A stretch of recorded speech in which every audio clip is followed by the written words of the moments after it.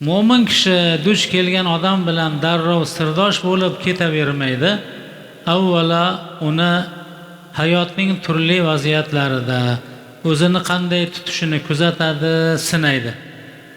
Ulug'lar aytadilarki, kishining haqiqiy fe'l-atvori asosan 4 ta holatda namoyon bo'ladi.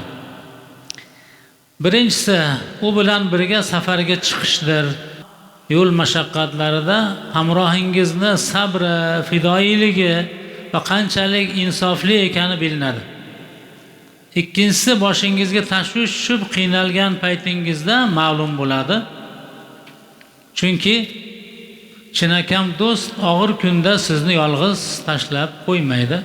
Shuningdek, insonning qandayligi, u bilan o'zaro oldi-berdi qilganda, ya'ni moliyaviy, ya'ni oldi-berdi bu moliyaviy muomalada yaqqol ko'rinadi. Yana muhim bir sinov borki, biror kelishmovchilik chiqib, jahli chiqqan paytda o'zini qanday tutishidir.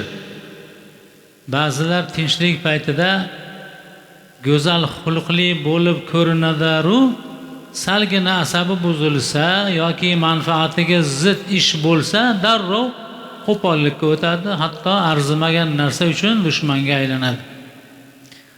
Bir kuni Hazrat Umar roziyallohu anhu ni huzurlarida bir kishi boshqa odamni maqtay ketdi. Shunda mo'minlarning amiri undan o'sha odam bilan birga safar qilganmisan yo safarga birga chiqmaganmisan yoki u bilan oldi-berdi muomalasida bo'lganmisan deb so'radilar.